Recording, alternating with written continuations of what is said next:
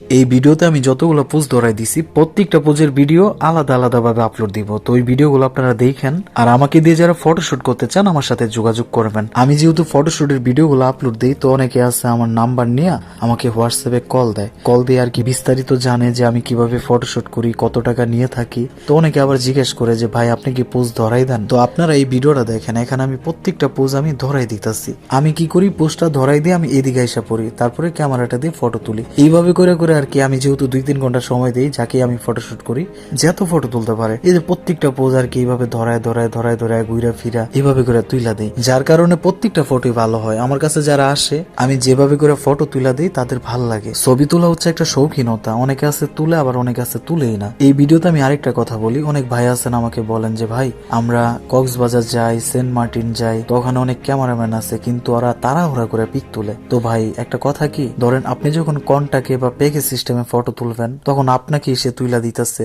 সময় নিয়ে ঠান্ডা মাথায় তুলে দিবে, কিন্তু আপনারা তো পিস হিসেবে ফটো তুলেন। যেমন কক্সবাজার যদি আপনি ফটো তুলেন 2 টাকা পিস, 5 টাকা পিস। এখন যারা ক্যামেরা দিয়ে ফটো তুলেন 2 টাকা করে নেয়, কথা বুঝছেন? তো আপনাকে পোজ ধরাই মরাই দিয়া তারপরে আইসা একটা ক্লিক করব 2 টাকা পাইতেছে, আর কি পোষাবে? এটা কখনোই পোষাবে না।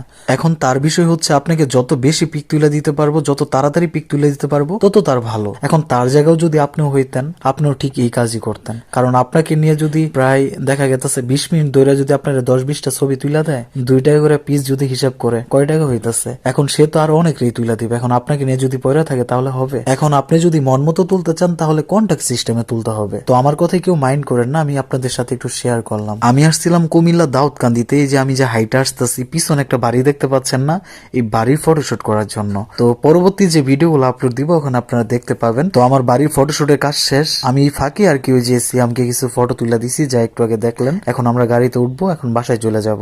এতক্ষণ অবধি যারা আমার এই ভিডিওটা দেখলেন আপনাদের অসংখ্য ধন্যবাদ। যেসব ভাইয়েরা আমার ভিডিওটা দেখতেছেন আমি আপনাদেরকে দোয়া করতেছি যাতে 4টা করে বিয়ে করতে পারেন। এখন চলে যাবো নারায়ণগঞ্জে, 1 ঘন্টার মতো মনে হয় লাগতে পারে।